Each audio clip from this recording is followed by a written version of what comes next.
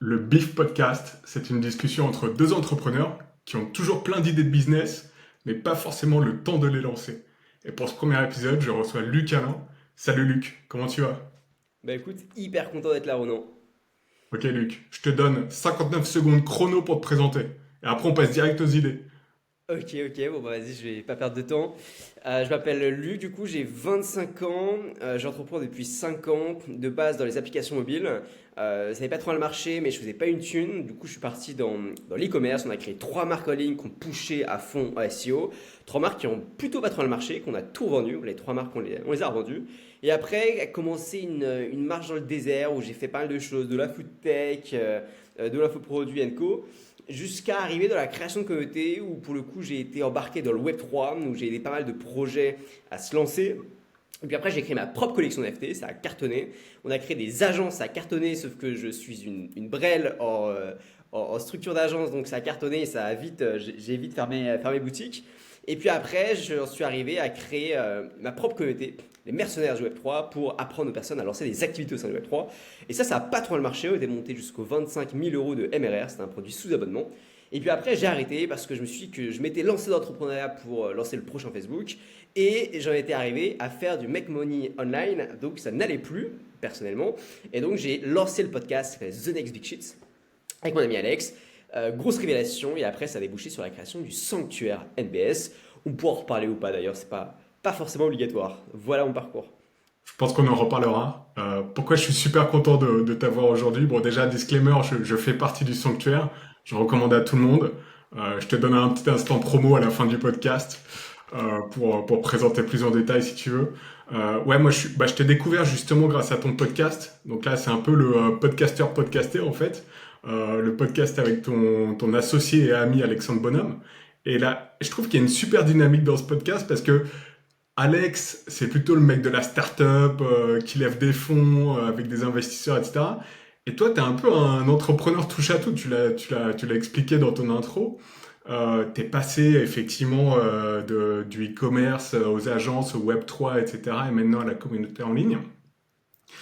Et dans ce podcast, je mettrai le lien en description. Ce que j'apprécie vraiment, c'est que vous prenez le temps d'analyser les sujets et de réfléchir différemment en fait. Vous apportez toujours des perspectives.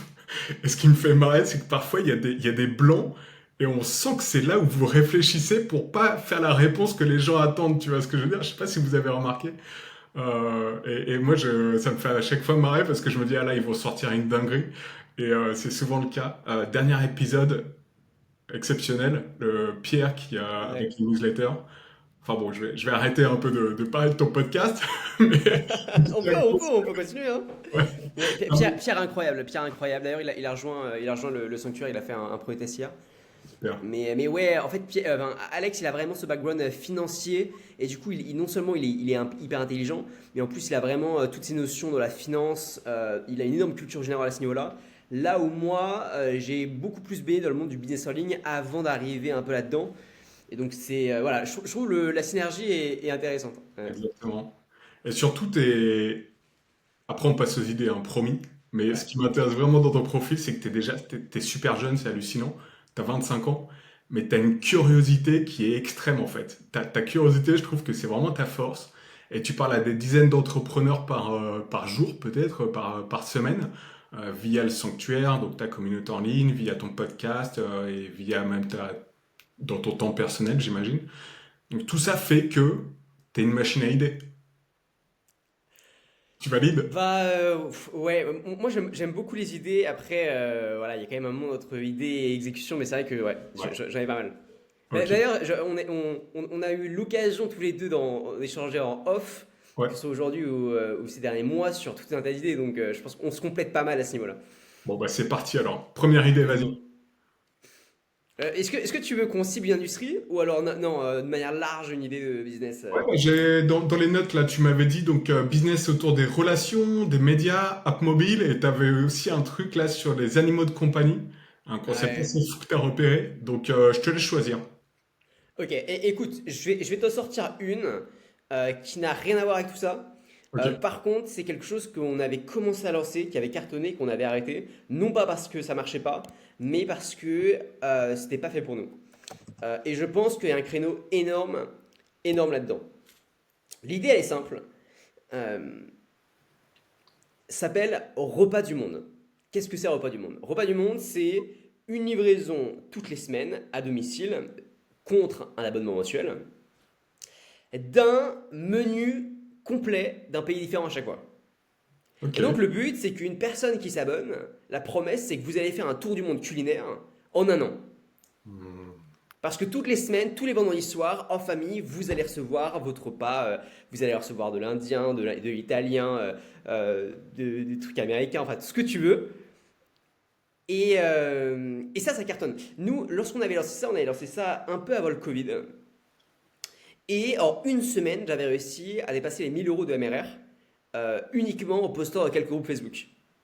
Donc, pourquoi on a, en fait, le principe est très simple. En gros, je la fais très courte, mais donc la promesse très simple, vendre des abonnements, c'est extrêmement simple. Ce qui est plus compliqué, c'est la logistique. La logistique, nous, comment on faisait? Au début, on voulait des cuisines et tout, mais c'était trop complexe. Du coup, on allait voir les restaurants dans la ville où les personnes étaient intéressées par le produit. Et du coup, on allait leur négocier en leur disant, ok, écoutez, on va vous prendre un plat, enfin un menu, une réservation en gros. C'est nous qui allons nous occuper de la livraison. Et vous, la seule chose que vous devez faire, c'est juste nous faire un prix d'amis. C'est tout. Et puis en échange, non seulement bah, vous allez vous faire de l'argent grâce à nous parce qu'on va vous commander en gros, mais en plus de ça, eh bien, on va vous créer un flyer sur mesure où on va vous interviewer pendant 1 heure. On va mettre votre photo, l'histoire de vos plats, l'histoire de votre restaurant, et on va le donner en cadeau à toutes les personnes qui ont commandé chez nous. Et donc non seulement ça vous fait de l'argent, mais en plus ça vous fait une visibilité de dingue. Parce qu'on avait servi une trentaine de couverts dès la première livraison. Et du côté des restaurateurs, c'était trop cool. Du côté des clients, super expérience, ils ont adoré. Nous, la première livraison, c'était un pays d'Afrique, je ne sais plus exactement lequel. Et ça a cartonné. La nourriture était exceptionnelle. Les clients étaient très contents. On avait eu très très peu de churn après la première livraison. Par contre, le point faible de ça, c'est que ça marche si on a une trentaine de couverts à servir. Si demain, on a 10 000 personnes à servir à Paris, on a intérêt à avoir une sacrée logistique avec plusieurs restaurants qui sont prêts à faire gros et à servir rapidement. Parce que là, déjà, avec une trentaine de couverts, les types étaient sous l'eau. Et donc, c'est peut-être le point faible. Mais je sais que tout ce qui est les box par abandon, ça marche bien. Je sais que les livraisons, ça marche bien. Et je pense que amener avec cette big idea de dire, OK, vous n'allez pas vous faire livrer du burger, je sais pas trop quoi. Non, c'est un moment familial. Vous allez être entre vous, vous allez vous regrouper grâce à ça et vous allez faire un tour du monde culinaire. Je pense que ça marche bien. Et en plus, on n'était pas très cher. On faisait, je crois que c'était 25 € au triple à dessert. Alors que bah, il y avait quand même un branding derrière, il y avait l'histoire du flyers, il y avait la livraison. Et je pense qu'on s'adressait à quand même des personnes qui étaient assez aisées. Donc je pense qu'on aurait pu très facilement augmenter les prix et donc augmenter nos marges. Et donc on a arrêté. Donc nous, pourquoi on a arrêté? C'est parce qu'on s'est vite rendu compte que les business physiques, ça marchait pas, ça matchait pas avec nous. Mais en fait, c'était la seule raison, l'une des seules raisons. Et donc je pense qu'il y a un boulevard énorme sur ça. Et donc si les personnes qui nous écoutent souhaitent lancer ce genre de choses, bah foncez. Voilà, foncez. Je pense que vous allez sans aucun souci arriver à passer de 0 à 1000 € par mois. Voilà, très très facilement. Super intéressant. Ouais, je savais que tu avais lancé dans la food tech, mais j'avais pas tous les détails. Et c'est moi qui adore la food et découvrir des nouvelles cuisines. Je trouve le concept incroyable et je serais volontiers client. Par contre, j'ai jamais utilisé Uber Eats, rien, parce que justement, j'ai pas envie de manger, enfin, tu vois, les trucs que je peux aller chercher, que je connais déjà ou en bas de chez moi. Mais ouais, le concept est super intéressant. Après, c'est vrai que niveau logistique, nous, on est des mecs du digital, on aime bien quand c'est simple, à process et tout, mais est-ce que tu vois peut-être d'autres modèles que de gérer avec des restos? Parce que même les restaurateurs, ils sont toujours sous l'eau, ça semble être très compliqué. Est-ce qu'il n'y a pas un modèle peut-être de Ghost Kitchen, tu vois, former des... Mais en même temps, ça veut dire que si tu es en Ghost Kitchen, tu n'auras pas l'expertise du restaurateur qui sait exactement comment faire un bon plat indien, un bon plat malien, etc. Tu vois? Ah non, mais 100%. Alors, je suis transparent, on n'a pas poussé le modèle très loin, nous, hein. Mhm. Donc, bien sûr qu'il y aura des choses à faire. Peut-être, l'une des choses qu'il est possible peut-être de faire, c'est au lieu d'aller dans les restaurants, aller chercher les restaurateurs, développer nos propres cuisines avec l'espace, et par contre faire venir les restaurateurs dans nos cuisines. Mais avec tout le matos nécessaire pour uniquement maximiser le fait de produire en gros et de livrer en gros. Et donc on leur file tous les ingrédients, on leur file, enfin ils nous font leur liste de courses, on leur envoie, enfin on s'en occupe, on leur file tous les ustensiles, on leur file la logistique et je pense que c'est beaucoup plus scalable de les faire venir chez nous le temps d'une soirée euh, plutôt que nous-mêmes aller chez eux parce qu'en même temps il y a le service, parce que ci, parce que ça. Et alors après, peut-être que ça rentre en concurrence aussi avec le restaurant le temps d'un soir. Je sais pas. Je sais pas. Ou alors faire venir des chefs. C'est aussi une possibilité. Payer cher un chef qui a l'habitude de faire de la restauration à domicile, enfin ce genre de concept. Et je sais pas. Et comme ça, on aurait finalement une grosse cuisine par région ou peut-être pas par ville, mais et je pense qu'on pourrait comme ça beaucoup plus facilement s'implanter. Parce qu'inversement, sinon, c'est compliqué de scaler la chose, je crois, si on continuait à faire dans les restaurants, les uns après les autres. Et est-ce que tu avais réfléchi à un modèle où tu achètes, où tu loues un local commercial, une cuisine, avec un espace où les gens, toutes les semaines, par exemple le samedi soir, ils viennent, un peu le concept de time left, tu es un gros fan de ce business, on en a parlé un peu ensemble. Ils viennent et c'est un repas indien par exemple le samedi soir et t'as le chef qui est là avec la playlist de tu vois musique indienne, expérience indienne, tu peux même acheter ton petit curry ensuite pour repartir à la maison avec, etc.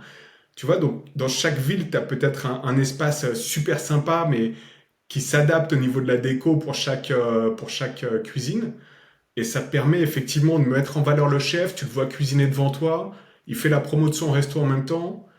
En même temps, s'il est dans notre resto, il sera pas dans le sien, donc un peu compliqué.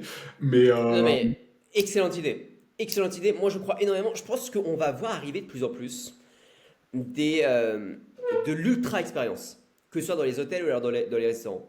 Et moi, je crois énormément à un monde où demain, eh bien, un restaurant indien, ça va pas juste être une personne qui va nous livrer sur la table, servir sur la table des plats indiens, mais ça va être une expérience complète. Ça peut être avec des chants, ça peut être avec un poète qui vient, ça peut être quelqu'un qui nous raconte son histoire, la culture de. Je crois énormément à cette immersion totale. Et donc, en effet, je pense qu'un concept de restaurant qui pourrait bien marcher, c'est un repas du monde fixe. Et se dire, ok, bon bah, nous, toutes les semaines ou tous les mois, c'est un peu comme les lancements de produits dans le business en ligne. Tu vois, ils font une rareté, ça dure qu'une semaine, dépêchez-vous, blablabla. Bon là, c'est la même chose. On peut limite imaginer la même chose. Dépêchez-vous, c'est qu'une semaine, c'est le meilleur chef italien qui est venu spécialement de Naples pour revenir chez nous. Je pense qu'il y a une méga deal à faire autour de ça. Et c'est vrai qu'aujourd'hui, de manière assez rigolote, finalement, les restaurants sont assez nichés. Nous, on est des Italiens, nous, on est des ci, on est ça, on est des bistrots. Et est-ce que finalement, un restaurant généraliste, mais, enfin, généraliste dans son ensemble, mais niché toutes les semaines, ça pourrait pas fonctionner? Bah, je pense que ne serait-ce qu'avec le côté wow effect, ah, c'est nouveau, c'est intéressant, bah, je pense que si. Au moins sur le court terme. À minima sur le court terme. super Et en intéressant. plus, eh bien, on pourrait pricer beaucoup plus cher hein, parce que justement, il y a ce côté immersion, immersif, il y a ce côté expérience. Je pense que c'est une super idée. Écoute, j'espère que des gens de la food nous écoutent ou même des entrepreneurs qui veulent se lancer. Ouais, moi je serais Ah, super ah, curieux, hein. après, ça se trouve, je dis n'importe quoi hein, parce que moi, j'ai fait ça sur vraiment. Enfin, j'ai fait ça. Enfin, c'est ridicule. J'ai eu bossé sur ça pendant 4 mois, tu vois, c'est tout. Et donc, j'ai pas eu le temps de deep dive, de vraiment comprendre les problématiques du secteur. Donc voilà, n'hésitez pas à me dire si j'ai n'importe quoi, mais moi, en tout cas, j'ai l'impression, d'un point de vue marketing et d'un point de vue désirabilité de l'idée, j'ai trouvé qu'il y avait une vraie traction. Et j'ai pas vraiment galéré. Dans mes souvenirs, je pense pas avoir vraiment galéré pour trouver les 30 premiers couverts. J'ai trouvé ça assez simple. Alors, disclaimer, effectivement, tu fais bien de le rappeler, toutes les idées que l'on partage dans ce podcast ne sont pas forcément validées. Et c'est votre job en fait. Nous, on est juste là, on passe un beau moment entre entrepreneurs, on fait ça toute la journée en fait, on échange des idées. Et là, on Ouais. s'est dit, bah, pourquoi pas le faire en public. Mais effectivement, derrière, il y a un gros taf de validation, de recherche, etc. Ce sont juste des idées qui nous paraissent intéressantes. Là, tu as quand même une bonne validation du marché. Donc, tu vois, ça sort pas non plus de n'importe où, je dirais. Non, non, mais c'est clair. C'est clair, c'est clair. Et puis moi, j'avais juste poussé ça dans un groupe Facebook d'une ville. euh, et ça avait plutôt bien marché. Après, les groupes Facebook, c'est un peu toujours la même chose. Tu partages 50 messages dans 50 groupes et il y en a un seul qui marche. Et pour le coup, il marche hyper bien. D'un coup, il a beaucoup de reach. Mais, Mais ouais, ouais, c'est un beau projet. Je pense que c'est le type de projet où on aurait pu lever des fonds, essayer d'accélérer la chose. Parce que c'est vrai que la logistique en voiture, ça a été l'enfer. Ouais. Pendant une soirée complète dans la voiture, c'était le stress total. On avait je sais pas combien de, je sais pas combien de plats avec. En plus, ce qui est important aussi de préciser dans l'industrie de la bouffe, c'est que il y a plein de contraintes alimentaires. Et ça, Bien c'est sûr. chiant. Donc du coup, il faut faire hyper attention à ne pas leur donner n'importe quoi parce que des fois, il y a des allergies graves. Donc, faudrait pas qu'on soit responsable d'une mort alimentaire, quoi. Ouais, bien sûr. Ce serait regrettable. Donc c'est quand même un peu touchy, mais la voiture était cool et puis les personnes avaient vraiment aimé le concept. Mm. D'ailleurs, ils étaient déçus qu'on arrête. Ouais, et puis même au niveau des chefs, je trouve qu'au niveau des restaurateurs, pardon, c'est une super promo, quoi. C'est une super, super promo. Et eux qui galèrent en ce moment à effectivement trouver de la place sur les réseaux avec la reach qui diminue, etc. Je pense pas que les restaurateurs fassent beaucoup de ads sur les méta. Enfin, je sais pas, peut-être les grosses chaînes, mais ouais. Je connais Il y pas a de trop plus en ce plus, monde, mais ouais, c'est intéressant. il y a de plus en plus de restaurateurs, je sais, qui commencent à aller sur les Reels Instagram. Il y a même des agences, il y a de plus en plus d'agences spécialisées là-dedans. Hmm. Mais après, voilà, je pense que ça reste une fraction minime de l'ensemble des restaurateurs en France. Donc ouais, je pense que... Non, le concept est cool. Et encore une fois, en fait, ce qui est bien, c'est que moi, j'aime bien, à partir du moment où il y a un statu quo, te dire, ok, comment est-ce que je pourrais attaquer ce marché avec une big idea différente? Et là, d'un coup, forcément, t'es différent. Et ouais, ce que je viens de dire est logique. Mais, et là, dans la restauration, c'est ça, quoi. T'as pas 36 000. C'est pas très exotique. Hmm. C'est-à-dire que c'est, ok, bon, t'es sur Uber Eats, t'es, bon, bah, burger, allez, on mange burger. Il n'y a pas vraiment ce côté surprise, récompense aléatoire. Ok, qu'est-ce qu'on va découvrir là-dedans? Après, est-ce que les personnes ils veulent vraiment de la surprise quand ils mangent? Je sais pas. Je pense qu'il y a vraiment un type de clientèle qui est féru de ce genre de choses, la découverte. Et puis, c'est même pas que le repas, tu vois. C'est un moment passé en famille, une découverte, euh, des blagues, enfin, je sais pas. Je pense qu'il y a vraiment même l'expérience du repas qui est à vendre. Euh, et moi, si je me relançais là-dedans, je pense que j'aurais vachement mis ça en avant dans le marketing, type réunissez votre famille autour d'un repas unique toutes les semaines. Ouais. Hmm. C'est peut-être très cool. Très, très cool. Prochaine idée? Qu'est-ce que tu as pour nous? Alors, ciblement une industrie. Euh, Ok, ouais, non, non, j'ai une vas-y, idée. vas-y. Ok, j'ai une idée. En ce moment, il y a un business aux États-Unis qui cartonne. Ok, alors ça n'a aucun rapport, hein. Ok, là on part à l'extrême opposé. Et d'ailleurs, bah, j'en ai un peu parlé dans le podcast avec Pierre. Il y a un business qui cartonne aux États-Unis. C'est la vente d'e-books sur Amazon d'histoires non pas sexuelles, mais comment on peut appeler ça? Romantique plus plus. Hmm. Un peu à la Twilight. Et il y a une explosion de ce genre d'e-books sur Amazon. Et du coup, c'est très souvent les femmes qui les achètent. Et ils les achètent en masse. Ce qui est hyper intéressant, c'est que du coup, elles achètent. Une fois qu'elles ont fini, elles en consomment. Une fois qu'elles sont finies, elles en consomment, etc., etc. Donc, c'est des business à rétention de dingue. Ok. Moi, ce que je pense, c'est que c'est un marché qui va continuer à exploser. Que le marché du X, on va dire, ciblait principalement une seule catégorie de la population. Et que l'autre catégorie de la population, eh bien, sont peut-être plus sensibles à plus de finesse. Et c'est un marché énorme. Et donc, l'idée que j'ai, c'est de créer une sorte de Substack, de newsletter payante, 10 euros par mois, 20 euros par mois, je sais pas. Où en fait la promesse c'est de dire que toutes les semaines, le samedi soir, à 20 heures, tu vois, eh bien, on va envoyer une histoire romantique plus plus à toutes les personnes qui sont abonnées. Euh, bon, ça c'est juste finalement la, on va dire j'ai juste pris quelque chose qui marchait déjà dans les e-books et je me suis dit, sous format newsletter, ça peut être intéressant. Donc finalement, il n'y a pas grand-chose qui change. Le business model marche déjà. Il y a juste le support qui va changer. peut-être la promesse aussi qui va changer en disant bon, bah, c'est récurrent, vous n'allez pas devoir racheter des trucs au fur et à mesure, non, quoi qu'il arrive, vous avez votre histoire qui arrive. Donc rien que ça déjà, je pense que ça peut marcher. Mais encore plus fort que ça, moi je crois énormément euh, à l'ASMR X, ASMR avec histoire romantique plus plus. J'avais fait énormément de recherches il y a quelques temps de ça sur tous les mots-clés autour de l'ASMR. ASMR, bien-être, ASMR, blablabla. Ça explose. L'ASMR explose. Tu vois. Est-ce que tu peux juste rappeler ce que c'est que l'ASMR? Alors l'ASMR, c'est le fait de parler de la manière la plus relaxe possible. Donc enfin, je peux faire un exemple illustré. Vas-y. En gros, c'est si je continue à parler un peu comme ça et à faire des petits bruits. Je sais pas si ça s'entend. Mais bah, je vous laisse regarder sur Google sinon. Mais Ouais. en gros, c'est un ensemble de bruits qui sont censés être apaisants.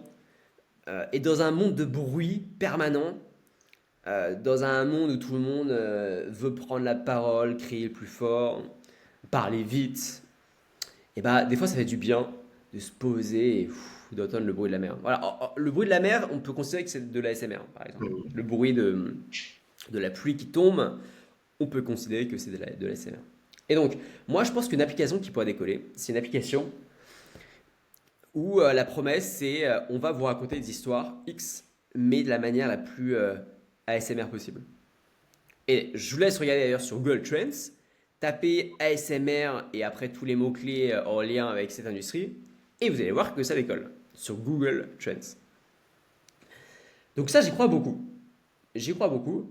Et moi, j'avais plusieurs amis qui faisaient des agences OnlyFans. Et les agences OnlyFans, c'est un peu toujours la même chose. Et je pense que même un OnlyFans niché là-dedans, bah, d'un coup, tu arrives avec une big idea différente où le contenu que vous allez avoir de manière régulière, ce n'est pas des photos, ce n'est pas des vidéos, non, ça va être du son. Et ça va être du son agréable à écouter. Donc Alors, là, petit t'as partagé. disclaimer, je n'ai jamais consommé ce genre de truc, que ce soit du OnlyFans, genre jamais de la vie, tu vois. Mais quand tu regardes les Mais datas sur tes Google amis Trends, qui. j'ai même pas d'amis qui. Mais quand tu regardes les datas, bah, tu te dis qu'il y a un truc à faire. Tu sais que OnlyFans explose, donc il y a un besoin. Et même OnlyFans d'ailleurs, les féminins, enfin OnlyFans vis-à-vis d'un public féminin, ça décolle. Et donc si tu prends une Big ID en plus, à côté, tu vois que sur Google Trends, tu as ASMR porn par exemple, qui décolle. Bon bah si tu mixes les deux, chose qui n'est pas encore fait, à ma connaissance, hein, je connais pas vraiment le marché, mais bah, je pense que ça peut donner un truc très, très intéressant et un beau petit business parce que ça cible quand même une énorme partie de la population. Donc là, tu as partagé deux idées. La newsletter avec les romances plus plus et l'application où ça serait plus de la voix, c'est ça? C'est ça, que de la Ok. voix. Que de la voix. Et au niveau de la rétention, tu penses que tu aurais une meilleure rétention, moins de churn sur une newsletter ou sur une app?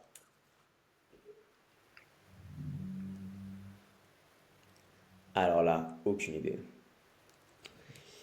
Euh, aucune idée. Parce que c'est le jeu en fait. Là-dessus, une fois que tu as les gens, il faut vraiment arriver à les hook le plus possible pour que la rétention soit la plus forte. Euh, c'est peut-être deux marchés, deux besoins différents et complémentaires, hein. Ouais, et puis même, on peut même imaginer en fait le même produit. Tu sais, on peut imaginer une app avec donc la promesse de la newsletter et puis une option pour entendre Hmm. une voix de, de femme ou d'homme, je sais pas, bah, lire le texte. Et ensuite, on peut même imaginer une option, même tout ça via IA d'ailleurs, tout ça est fait, à mon avis, est possible aujourd'hui par IA, une option où tu choisis le style de voix que la personne prend. Ok, je veux de l'ASMR, je veux du ci, je veux du ça.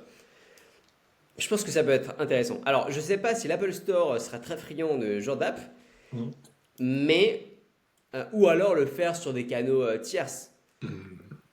OnlyFans, par exemple, peut-être. Je suis jamais allé dessus, je sais pas ce qu'il est possible de faire, mais peut-être qu'il est possible de faire des trucs comme ça. Sur Telegram, par contre, je pense qu'il est possible de mettre en place ce genre de choses. Et je pense que c'est un gros marché. Voilà.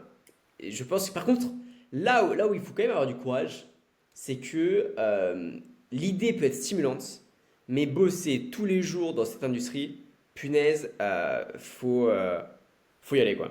Ouais, Et moi, c'est pas trop ma cam. J'avais un ami qui avait créé une application Telegram, un bot Telegram. Maintenant, c'est devenu à la mode, mais c'est un bot Telegram de chat avec une IA, chat sexuel avec une IA. Et ça marchait pas trop mal. Mais du coup, lui, pour optimiser son bot, il avait besoin de récupérer toute la data qui lui était remontée. Et donc, forcément, il avait accès aux conversations. Et bon, ça fait marrer lorsque tu en parles à des potes, mais je pense que bouffer ça tous les jours, waouh, tu dois te sentir vide à la fin. Tu dois te sentir vide, tu dois te sentir sale, tu dois te dire j'ai besoin de lire des bouquins, j'ai besoin de parler à des gens intéressants. Tu dois péter un câble, je pense. ouais. Ou alors, tu arrives à mettre en place des process, à outsourcer tellement le truc que derrière, tu regardes juste un peu les stats, tu t'occupes du marketing, etc. Mais être dans le dur là-dedans, tous les jours, effectivement, je pense que ouais, c'est pas fait pour tout le monde. Mais bon, idée super intéressante et j'aime beaucoup l'idée effectivement de business à rétention sur des marchés porteurs. Et j'aime bien aussi ton idée de mixer deux choses. Ok, on voit que OnlyFans ça marche. On voit effectivement que sur Google Trends il y a cette tendance. Est-ce qu'on peut pas mixer les deux, etc. C'est pas le but de ce podcast, mais je trouve que euh, tous les tous les frameworks, toutes les manières de trouver des idées, c'était un sujet aussi super intéressant. Et on a chacun, de manière consciente ou inconsciente, des modèles qui nous aident. Donc ça, ouais, ça pourrait être intéressant d'en partager peut-être dans un épisode privé ou peut-être sous format justement de PDF. Tu vois, faire une liste d'idées. Ok, t'as une idée, est-ce que tu peux pas la mixer avec cette autre idée, etc. Tu vois. Mais Ouais, bon, c'est pas 100%. pardon, c'est pas le sujet du podcast. Allons-y sur la troisième idée. Ok, alors, euh, alors ça c'est une idée que j'ai eue récemment, que j'ai trouvé hyper smart. Il faut que je retrouve le lien. Euh, Ah, c'est là, ouais. Tu sais, toi, tu me parles souvent de créer une galaxie un écosystème de newsletters. Mhm. Voilà. Bon, c'est quelque chose qui cartonne, ça marche très très bien outre-Atlantique. Euh, je pense que ça peut cartonner en France. Je pense qu'il y a énormément de débouchés derrière, énormément de business models qu'on peut mettre en place. Très intéressant parce qu'on parle avec des gens très intéressants, etc. Donc, le modèle n'est pas approuvé, il est trop cool. Mais, ce qui va être intéressant, c'est de se dire, ok, cette histoire de galaxie ou newsletter qui marche en synergie, ça marche bien. Est-ce qu'on peut pas prendre ce truc et l'appliquer dans d'autres domaines? Et ben, je pense que si. Et donc, mon idée, c'est de faire à peu près la même chose, mais avec les sites e-commerce. Et donc, imagine une boîte dont le seul rôle, ça va être de racheter des sites e-com, Shopify et Co, qui gravitent plus ou moins dans la même industrie. Et en fait, de créer des synergies de ouf entre tous ces sites. Et en fait, finalement, ce serait presque de créer une sorte d'Amazon, mais au lieu que tout soit centralisé au même endroit, eh bien en fait, c'est sur une multitude de sites internet. Et ça, je l'avoue, ce n'est pas du tout mon idée. C'est l'idée du mec, d'un des premiers investisseurs de LinkedIn et de YouTube, et d'ailleurs, je crois, d'un des premiers investisseurs de PayPal, qui a lancé récemment, ou alors qui a investi récemment, je ne sais pas exactement son rôle là-dedans, qui a lancé un site qui s'appelle Open Store, open.store. Je t'enverrai le lien juste après, tu pourras le mettre en description si tu veux. Et en fait, eux, ce qu'ils font, c'est que leur business model, leur front, c'est ils achètent des business bâtis sur Shopify. Point final. We buy great businesses built on Shopify. Et aujourd'hui, ce qui est absolument trop cool, je vais retrouver les datas, hop là, c'est que ils achètent que des sites qui font entre 500 000 et 10 millions de RR. C'est tout. Ce qu'ils font, c'est qu'ils amènent 80% le cash upfront, donc ils achètent cash le truc, donc c'est souvent une offre irrésistible qu'ils font aux fondateurs de la marque. Et en fait, après, ils vont venir leverager avec toute leur expertise qu'ils ont dans l'e-com, de 1, avec toutes les techs qu'ils développent en interne justement pour créer de la synergie entre toutes les marques, et surtout avec toute leur base d'utilisateurs où ils vont venir shooter à droite et à gauche. Et l'un des experts de ça d'ailleurs, ça a été à mon avis que tu dois bien connaître, c'est Agora Financial, qui avait à peu près le même modèle, c'est-à-dire que eux, ils chopaient des personnes ils les chopaient dans leur écosystème via une pub sur les réseaux ou via du cross-partnership via newsletter. Et puis après, ils faisaient en sorte de les enfermer dans leur écosystème et ils leur partageaient énormément d'emails d'affiliation, affiliation, affiliation, ce qui leur permettait justement d'augmenter la lifetime value des personnes des clients qu'ils arrivaient à onboarder sur une de leurs marques. Et bon, donc un peu le même type de modèle que Agora, même type de logique financière, mais avec de l'e-com. Et eux, du coup, c'est ce qu'ils font. Et ça cartonne. Donc je dis, ils leveragent sur leur expertise en interne, ils leveragent sur les techs qu'ils développent en interne pour créer de la synergie, et ils leveragent sur toute leur stratégie d'acquisition, leur stratégie de rétention, leur marketing, leur cross-selling, etc., etc. Aujourd'hui, c'est évalué plus d'1 milliard de dollars. Ils ont plus de 45 boutiques et plus de 2 millions de clients annuels. Ce qui est fou. Et c'est assez nouveau ce modèle. Je connais pas ça en France, je connais pas ça en Espagne, pas ça au Portugal, pas ça en Italie. Peut-être qu'il y a un truc à faire. Alors, c'est pas une idée qui vient de moi, c'est pas une idée que tout le monde peut lancer, mais il y a aussi, tu parlais de modèles pour trouver des nouvelles idées. Je trouve ça hyper intéressant de voir ce qui marche dans certains univers et voir comment on peut l'adapter dans d'autres. Et, euh, et en effet, le fait d'avoir une galaxie comme ça de sites internet et pouvoir, alors je ne sais pas réellement quelles sont leurs strates, mais arriver à créer des synergies complètes à tous les niveaux entre toutes les marques, eh bien forcément tout s'élève, quoi. Donc voilà, j'ai trouvé la chose smart et peut-être que ça va permettre à d'autres personnes d'avoir des idées similaires à Ouais. lancer. Et ça donne envie de se lancer dans le e-commerce. Bon, quand même, faut des fonds, Ah, faut des j'imagine. fonds. Faut des fonds. Super intéressant, je connaissais pas. Dès que tu as présenté l'idée, par contre, ça m'a fait penser à, et je pense que tu connais Thrasio. Je sais pas Non, comment on prononce. Tu sais, c'était cet agrégateur de business FBA.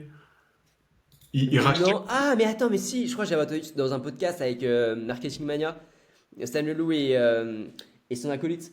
Et c'est pas justement un groupe qui avait levé je sais pas combien de centaines de millions, un truc énorme, Ouais, qui a racheté plein d'Amazon FBA, sauf que ouais. leur modèle il était pas du tout rentable, ils ont fini par s'écraser. Bah là, tu tapes Thrasio dans Google et le premier lien, c'est le site corporate. Le deuxième, c'est CNBC qui dit ils ont perdu leur CEO. Le troisième article, c'est TechCrunch qui dit Once king of e-commerce aggregation files for. Ok, oui, mais je vois totalement alors, en effet. Mais et alors, là, ton idée là comment ça s'appelle déjà? Excuse-moi, j'ai Ça s'appelle Open Store. Open Store. Open.store. Attends, je te l'envoie, bouge pas. Je te l'envoie dans le chat. Hop. C'est relativement nouveau ou ça a déjà quelques mois, quelques années? Écoute, je sais pas. Je sais pas. Enfin, à mon avis, c'est pas tellement nouveau. Je pense que ça doit avoir au moins 3 ans. Ok. Parce que 1 milliard de valuation, faut le faire. Oui, c'est vrai, par rapport aux chiffres, effectivement. Alors, pourquoi? 45 boutiques, ouais, faut. C'est solide. Alors, la seule différence, c'est qu'effectivement, Thrasio et tous les agrégateurs FBA, bah, ils se concentraient sur du Amazon FBA. Donc, ils étaient dépendants plus ou moins d'Amazon. Je suis vraiment pas un expert en Moi non plus. e-commerce, en FBA, etc. Donc, j'espère qu'il y aura des gens qui pourront nous corriger et nous apporter des infos là-dessus en commentaire. Mais ça serait intéressant de faire un comparatif des deux business. Pourquoi il y en a un qui semble, d'après les infos qu'on a là, à l'instant T, hein, qui semble bien marcher, alors que l'autre, et c'est tout le modèle, c'est pas que Thrasio, hein, c'est tous les modèles un peu d'agrégateurs FBA, là je crois qu'ils se sont pris des grosses claques. Ouais, intéressant à étudier, mais j'aime beaucoup Mais l'idée de récupérer des synergies et faire de la promotion, ouais, parce qu'une fois que tu as compris un truc sur un store, sur un e-commerce, potentiellement, tu peux dire, ah bah tiens, ça peut aussi marcher là, tu vois. Et si tu as l'équipe en interne qui partage l'idée, etc., je trouve que c'est super stimulant et ça va beaucoup plus vite, hein. C'est à clair. 100%. Et en fait, ce qui est intéressant aussi, c'est qu'il se focus sur Shopify. Donc, je sais Hum, pas pourquoi, mais enfin, la raison logique, c'est qu'il doit avoir des techs en interne. Et donc, pour simplifier les synergies, eh bien, ils se sont focus sur un seul type d'e-commerce. Donc, en l'occurrence, des e-commerce qui sont hébergés sur Shopify.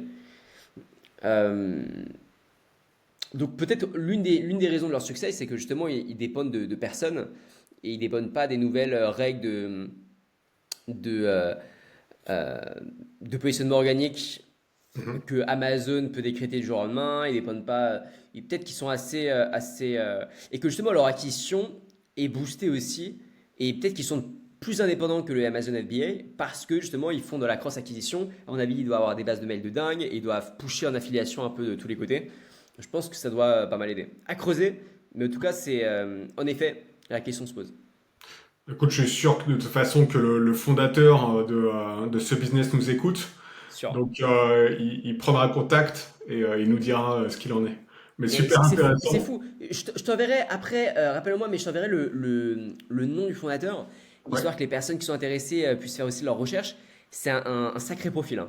Quand tu arrives à... Alors, il a dû faire beaucoup d'erreurs aussi et avoir beaucoup d'échecs, mais quand tu arrives à aligner les succès, je t'ai parlé YouTube, LinkedIn, maintenant ce truc, bah, je trouve ça assez remarquable. Super, super trouvaille. Prochaine idée? T'as encore un peu de temps? Ouais, bien sûr, bien sûr. Allez, Bon, alors vas-y. là, on part dans les idées un peu plus folkloriques, qui datent d'il y a un peu plus longtemps, donc j'ai aucune idée. Je crois que j'avais fait quelques calculs, le business model n'était pas du tout viable. Euh, moi, bon, je la partage quand même. Euh, J'aime pas trop les coworking. Voilà. J'ai des périodes, mais grosso modo, généralement, les coworking, ça me fait chier parce qu'il y a énormément de déplacements à droite et à gauche, parce qu'il faut toujours réserver une salle, c'est chiant, parce que certaines fois, bah, tu te dis, bah, je vais être entouré de personnes un peu qui me ressemblent, mais en fait, non, tu vas avoir en fait, des boîtes entières qui sont là, avec tous leurs employés qui sont là, etc. Donc, il y a aussi beaucoup de pauses café. Bon, ça me saoule un peu. Le mouvement me saoule et me déconcentre. Les moments où je suis le plus focus, c'est le moment où je suis dans ma bulle et où j'entends pas un bruit. Il y a un silence parfait, j'ai un matos parfait et j'ai un environnement parfait. Voilà, donc un environnement qui est bien rangé, clean, minimaliste, parfait. Et donc je pense que une idée qui pourrait être intéressante pour les personnes qui ont un peu de capitaux, c'est de créer un coworking du futur où en fait on aurait des pièces. Donc c'est comme une sorte de bulle, si tu veux. Pas très grand, hein, mais juste ce qu'il faut pour pouvoir respirer. Ultra minimaliste. Donc les murs tout blancs, ou peut-être pas pour éviter de devenir fou, mais soit les murs tout... Mais ultra minimaliste, et peut-être pourquoi pas d'ailleurs à thème. Par exemple, une pièce avec beaucoup de nature. Une Hmm. pièce avec que du blanc. Une pièce avec, je sais pas, un décor type studio, avec du noir, de la mousse, euh, et tout le matos absolument parfait, triple écran, double écran, ce que tu veux, pour maximiser à fond le focus. Et donc, j'ai pas du tout fait mes recherches, enfin, je balance ça, ça vaut ce que ça vaut. Moi, je crois et je serais prêt à payer pour justement une pièce un endroit, avec bien entendu un lieu commun où on peut partager les idées, s'échanger, rencontrer des personnes, donc avoir quand même le charme du coworking, mais un lieu de travail où on est isolé et avec un environnement sur mesure, à thème, et qui maximise le focus, le silence, et tu sais, tous les petits détails qui font que bah, on se sent productif. Je sais pas, par exemple, un humidificateur d'air, par exemple, un parfum, par Hmm. exemple, un bon matos électronique, par exemple, de la lumière, par exemple, enfin, je sais pas, mais je me dis qu'il y a aussi un truc à innover, enfin, il y a moyen d'être créatif, selon moi, sur les coworking. Hmm. Voilà. Écoute, à 2000%. Ah, Et, cool. et je Je, je, pensais je être croyais le je croyais que seul, t'allais me dire n'importe quoi, non, mec. je pensais être le seul sociopathe à détester les coworking. J'adore le concept. Je déteste y aller. Et quand j'y allais, j'allais à un coworking là, à Porto. Pourtant, l'endroit est top et tout. Mais j'adorais l'idée, mais au fond de moi, je sentais que c'était pas pour moi, quoi. C'est incroyable. Et je pense qu'on ressent la même chose. Et j'adore l'idée. Alors, question, comment tu l'appellerais? Bah écoute, moi j'avais. Ah, c'est une très bonne question, j'avais trouvé. Voilà, je crois que je voulais l'appeler le cube. Hmm, Le cube, parce qu'il y avait un truc un peu futuriste. ouais. Je sais pas si t'as vu la série 3%. Je sais pas si ça te parle sur Netflix. En gros, c'est une série un peu dystopique dans laquelle La majorité de l'humanité est morte, quick. Et il y a encore une partie de la population qui existe dans une sorte de désert. Tu vas avoir 97% de ce qui reste de l'humanité dans ce désert. Et puis tous les ans, tu as un concours pour toutes les personnes qui viennent d'être majeures pour justement déterminer qui vont être les 3% qui vont pouvoir accéder à l'élite, on va dire, de l'humanité, qui pour le coup vit dans une sorte de cocon ultra futuriste. La série est cool, voilà, sans plus.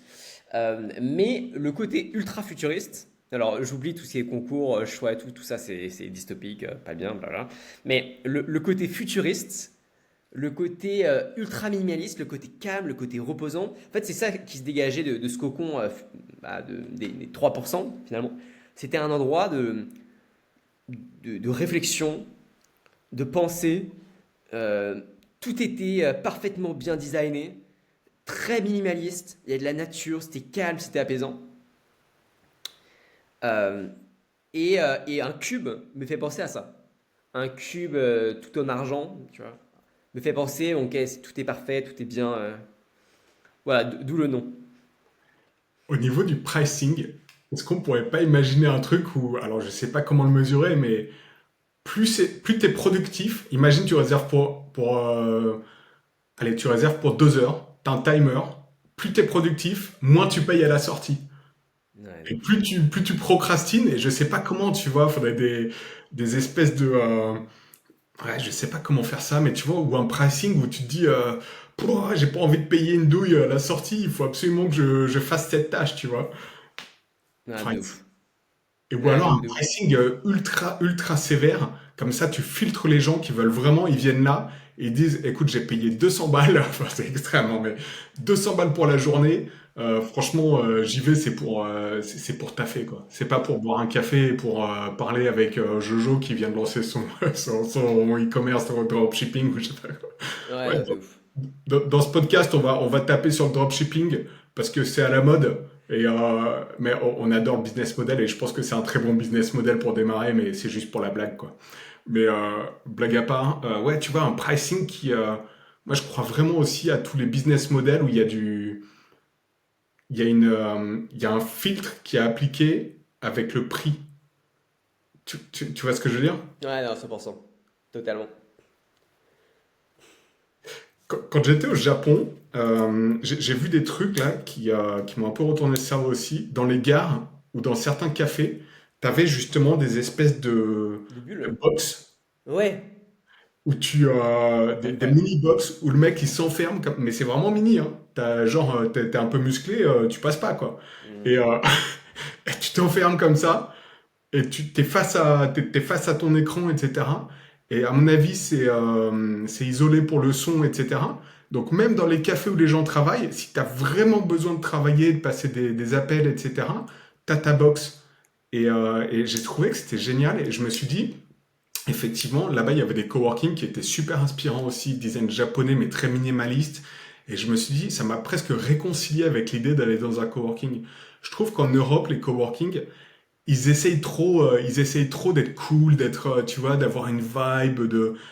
Franchement, tu vas au coworking, c'est pour taffer, quoi. Et je me suis dit, pourquoi pas créer un coworking qui s'appelle Shut Up and Work, où c'est interdit de parler aux autres, mais t'as quand même les autres tu vois, t'as quand même l'émulsion de te dire, il y a des gens à côté qui te regardent, etc., en train de travailler, donc t'es quand même là pour faire quelque chose, quoi. Bah, après, ça, c'est des bibliothèques, en soi. C'est vrai. Tu vois. Je crois qu'on tient un truc là. Et c'est gratuit. Mais justement, moi, je sais pas pour toi, mais bon, après, ça dépend mes moods, mais la plupart du temps, lorsque je suis dans un espace trop ouvert, avec trop de monde autour, je sais pas, ça me déconcentre. Parce va y avoir toujours quelqu'un qui va se lever, qui va marcher à côté, qui va. Bon, c'est peut-être extrême, hein, je te l'accorde. Mais lorsque tu mesures ton niveau de productivité, enfin le mien plutôt, je me rends compte que le moment où je suis le plus productif, c'est lorsque bah, j'ai un bureau à part qui est en dehors de ma chambre et que je suis seul et que c'est fermé et que j'ai de la musique, que j'ai aucun autre bruit et que je me mets à bosser. Alors après, je sais qu'on fonctionne tous différemment, mais je pense qu'il y a plusieurs personnes qui sont comme moi. Et donc je pense que ça tombe bien parce que le pricing il est élevé. Et donc, c'est pas grave si ça parle pas à tout le monde. Hmm. Mais l'histoire des box, c'est une super idée. J'avais un ami à Bali qui voulait lancer ça à Bali. C'est vraiment ce système de, bon, on va mettre des box et puis on va les foutre dans tous les cafés, dans tous les hôtels et tout, pour permettre justement de s'isoler un peu partout. Mm. Non, c'est top. Tu peux faire un business model un peu comme justement les boîtes qui mettent des machines à café ou des distributeurs automatiques dans des gares.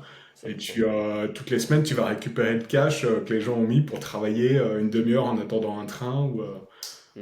Ouais, intéressant. Bon, encore une fois, grosse logistique quand même, mais super intéressant, Et puis, super gros concept. capitaux de base à déployer, hein. Mm. C'est sûr. Ouais, en même temps, tu peux tester sur une ville, hein. Tu peux tester sur une ville, tu vois, où les loyers sont peut-être pas trop chers. Tu prends un local commercial, tu mets des box. Pour un mec un peu débrouillard, je pense que ça peut se tenter, hein. Ok. Ouais, je connais pas du tout pour le coup. T'es beaucoup plus, euh, t'es beaucoup Je serais plus au pour courant du ça. marché immobilier que moi. Bien sûr. Faudrait demander à Alexandre ce qu'il en pense. Parce que là, c'est vrai qu'avec la crise, il y a quand même, et avec le remote working, il y a quand même plein de bureaux qui sont vides, quoi. Et ça se vend pas, etc. Donc à la limite, tu passes un deal un peu en mode WeWork, tu vois. Tu, tu vois, ça c'est pas très bien fini pour eux, mais tu vas faire des offres un peu agressives là sur des bureaux. Euh, ouais, à voir. Mm. Non, c'est top. Tu as le temps pour une autre idée? Là, on t'arrête plus là.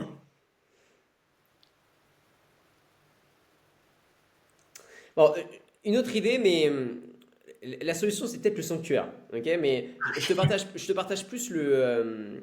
Alors, on oublie le sanctuaire, mais je te partage plus la réflexion. À toutes les personnes qui les écoutent, je vous invite à taper dans Google Trends Support Group et vous mettez tous les métiers après. Vous mettez avocat, enfin en anglais bien sûr, hein, lawyer, vous mettez euh, les comptables, les CEO, les entrepreneurs, vous mettez tout. Et vous allez voir que soit ça stagne, soit ça augmente. Et ça, c'est hyper intéressant. Les personnes sont à la recherche d'un support groupe, d'un groupe de support. Et ça ne concerne pas que les professionnels, ça concerne aussi les personnes qui ont besoin d'accompagnement pour la santé mentale. Ça concerne les personnes qui ont besoin de trouver des amis. Ça concerne les personnes qui ont besoin de partir voyager et qui sont bloquées avec leur groupe de potes, qui sont dans un certain immobilisme qui les empêche d'avancer. Donc c'est un premier point. Un second point, c'est que euh, j'ai remarqué, dites-moi si je me trompe, mais que dans les réseaux sociaux larges, on a eu des petites révolutions, des petites innovations qui ont conduit à rabattre un peu les cartes. On a eu Facebook, on a eu Instagram, enfin de base on a eu MySpace, Facebook, Instagram, on a eu Twitter, on a eu Instagram, on a eu pardon, Twitter, Snapchat, TikTok. Et à chaque fois, les nouveaux réseaux qui apparaissaient se euh, arrivaient à se développer parce qu'ils avaient une narrative qui était un peu différente. Les vidéos courtes, le format avec un nombre de polices limité sur Twitter, les photos qui s'évasent sur Snapchat. Et donc on a eu un roulement comme ça qui s'est opéré au fur et à mesure au sein des réseaux sociaux larges. Vous allez comprendre le lien. Par contre, ce que j'ai remarqué, et dites-moi vraiment si je me trompe, c'est que je n'ai pour l'instant pas vu d'autres narratives arriver sur les réseaux sociaux professionnels. LinkedIn, ça existe depuis 2005, je crois, si ce n'est un peu avant. Aujourd'hui, c'est les leaders incontestés. Mais personne a réussi, alors il y a eu des tentatives, hein, mais personne n'a réussi, je crois, à dire, bah écoutez les mecs, c'est bien beau votre modèle, mais je pense qu'on peut arriver à quelque chose, non pas forcément mieux, mais différent. Et que ça plaise tout le temps.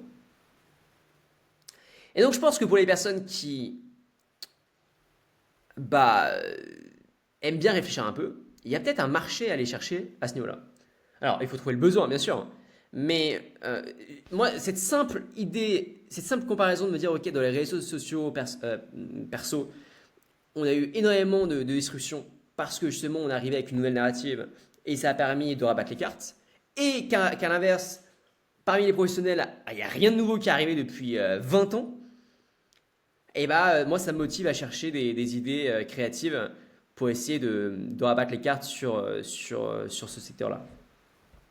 Et ma thèse, ma théorie actuellement, c'est de se dire, ok, LinkedIn, ils sont chauds quand même pour le côté réseau. C'est pas mal, tu crées du contenu, tu dis des choses intéressantes, et des personnes qui te contactent, voilà, tu as des amis d'amis, blablabla. Bla, bla, bla. Donc, il y a des failles à ce niveau-là, mais honnêtement, ils sont bons. Quand tu dois chercher un taf, honnêtement, ils sont pas trop mauvais. Pour un stage, c'est la même chose. Quand tu cherches un, voilà, c'est pas trop mal. Quand tu cherches à recruter aussi.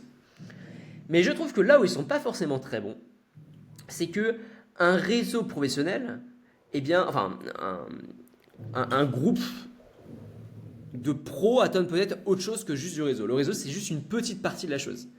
Ils attendent des conseils, ils attendent de la collaboration, ils attendent peut-être de pouvoir accéder à du capital en quelques clics, ils attendent peut-être d'avoir accès à plus de data sur leur activité en quelques clics, etc., etc. Et donc je pense qu'il y a plusieurs narratives à aller chercher, tout en incluant le côté, bien entendu, réseau social, parce que sinon c'est juste un SaaS comme un autre. Donc c'est pas une idée que je partage, mais c'est plus une piste de réflexion de pourquoi, et je me pose toujours la question, on n'a vu aucune narrative, de nouvelle narrative arriver depuis 20 ans sur les réseaux sociaux professionnels. Bah je sais pas. Peut-être qu'il y a une raison à ça, hein. Mais je sais pas. Et s'il n'y a pas de raison à ça, bah peut-être qu'il y a, c'est comme le One Piece, il y a un One Piece à aller chercher et il faut se lancer à l'aventure. Donc, tu, là, tu as partagé le constat, la vision. Si tu veux aller un peu plus loin et lancer un business comme ça, toi, tu ciblerais une industrie en particulier. Par exemple, les mecs qui font du business développement, les avocats, les médecins, etc. Ou tu ferais toujours du général à la LinkedIn, mais avec un nouveau style de contenu. Alors, moi je ferais du général à LinkedIn, mais en partant de la niche. Euh, C'est-à-dire que, bon, il y a plusieurs approches, je pense qu'il y a plusieurs business qui peuvent marcher, mais moi je partirais d'une niche, les entrepreneurs par exemple, au hasard. Et j'essaierai de tester les différentes narratives qui marchent le mieux. Et ensuite, si ça mord bien, je pense qu'après, j'essaierai de m'ouvrir, pourquoi pas à des employés de boîte qui finalement recherchent tout autant le même type de service, qui ont besoin d'être accompagnés, d'avoir du conseil. Parce que c'est très très compliqué pour eux. Il y a beaucoup plus de conflits internes, il y a des conflits d'ego, il y a des conflits de leadership. Donc ça va être moins du conseil sur comment je fais pour développer mon activité, mais plus des conseils du comment je fais pour faire face à ma hiérarchie, comment je fais pour faire mon trou, comment je fais pour faire en sorte que mes idées passent, que mes idées soient convaincantes lors des réunions. Donc je pense que les problématiques sont un peu différentes, mais que les outils sont similaires. Super intéressant. Euh, Mais d'ailleurs, je pense que je suis pas le seul à avoir ces idées, enfin, à cette réflexion-là, parce que lorsque tu vois ce qui se passe aux États-Unis, et on connaît tous les deux très bien Turpotine, et j'en ai plein d'autres en tête que je pourrais partager des liens hein, qui font à peu près la même chose, non pas en termes de médias, mais en termes de ce qu'ils essayent de faire avec la communauté qu'ils veulent créer. Parce que tu t'es rendu compte, Turpotine, ils veulent créer ouais. un réseau professionnel. Alors, c'est un peu différent parce que eux, ils veulent que ce soit des groupes chats, pas forcément. Donc, c'est un poil différent, mais à mon avis, il y a cette réflexion de bon, on voit bien que LinkedIn, il y a des failles. C'est généralement les haters hein, qui disent ce genre de choses. Moi, le premier, on voit bien que LinkedIn a des failles alors qu'il pèse 50 milliards. On voit bien que là, ils font un truc pas ouf.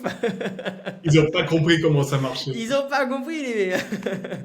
Ah Et bah, heureusement qu'on est là et qu'on va les aider. ils nous écoutent aussi, LinkedIn, je suis sûr. Donc, bon, ils auront leur droit de réponse, t'inquiète pas. Le hater de base que je suis, ça. Tu, Alors, on comprend tu la vois bien que logique, Facebook, ça déconne. ça marchera jamais. Mais ce que voilà, c'est qu'il y a quand même des réflexions qui, voilà, il y a des pistes de travaux qui sont plus ou moins nichées d'ailleurs, qui se lancent aux États-Unis. Et je pense qu'il y a une place. Voilà. Je pense que le simple fait de dire encore une fois, ok, il n'y a aucune narrative, nouvelle narrative qui sont arrivées, c'est dommage. Je pense que les professionnels peuvent avoir besoin de beaucoup de choses. Est-ce que ça, le réseau doit être gratuit, payant? Je ne sais pas. S'il est payant, peut-être qu'on peut leur proposer un niveau de qualité et de prestation beaucoup plus intéressant. Euh, donc il y a un truc. Donc pour les personnes qui nous écoutent, peut-être que ça peut être intéressant de creuser à ce niveau-là. Ouais. Je pense qu'il y a effectivement plein de choses à faire sur les réseaux professionnels. Euh, Petit partage d'expérience sur LinkedIn. Bah moi je fais la promotion pas mal de je partage du contenu sur les médias avec Media Moula, mon autre podcast. Là, je vais commencer avec le Big Podcast sur les idées pour les entrepreneurs. Mais je suis aussi super intéressé pour lancer et ouais, c'est un projet, c'est pas encore lancé, mais plus dans le physique, un espèce de village pour entrepreneurs que j'aimerais faire. Et tu vois, je peux pas prendre le lundi la parole sur les médias et le mardi dire au fait mon projet immobilier et en plus ça serait en anglais. Enfin, tu vois, c'est chelou. Les gens ils se disent ah mais lui il fait quoi? Enfin, et donc à moins que tu aies une personal brand d'entrepreneur qui est un peu touche à tout, etc. Les gens vont capter. Mais je trouve que c'est un peu compliqué de switch, tu vois, sur les différents trucs. Et donc, je pense que des réseaux plus, ou alors peut-être avoir une possibilité sur LinkedIn d'avoir différents profils parce que pareil, tu vois, quand je me connecte avec mon profil, je suis des entrepreneurs médias, je suis aussi des entrepreneurs immobiliers, et mon feed, en fait, tu vois, c'est un mélange d'un peu tout ça, et j'arrive pas à filtrer, j'aimerais bien avoir comme Twitter, en fait, tu peux créer différents comptes dans Twitter, où tu suis différentes thématiques, tu vois, et c'est super pratique. Alors que là, sur LinkedIn, je trouve que ouais, ça se mélange vite en fait. Et ça dilue vachement. Donc je pense que des réseaux un peu plus ciblés, ça pourrait être sympa. Ouais. Ouais. Ah, hyper intéressant. Bah, ça conforte les maquettes qu'on est en train, qu'on est en train de faire. Mais ouais, je pense que c'est un challenge et moi ma théorie c'est que LinkedIn va peu à peu disparaître d'ici les 15 prochaines années. Donc tu vois, je me mouille pas trop, hein, 15 ans, parce que c'est en train de glisser. Voilà. C'est en train de glisser vers du Twitter, vers de l'Instagram. Bah, tu te rends compte, même toi, tu fais des Reels. Mais pas tant dans le format, même si ça peut jouer, mais plus dans le fond. Aussi, il y a des personnes qui se lâchent un peu plus, qui racontent un peu plus leur vie. Pourquoi pas? Mais est-ce que c'est ça qu'on attend d'un réseau professionnel? Pour une grande partie, très certainement. Mais peut-être que si demain, il y a une nouvelle boîte qui arrive, qui fonctionne bien, avec une narrative et qui arrive à faire jouer l'effet de réseau assez vite, bah, peut-être que les personnes vont trouver davantage leur compte là-dedans que dans un réseau qui est en train de devenir peut-être trop général, Hmm. trop large, qui ne répond plus aux promesses initiales. Yes. Super, super.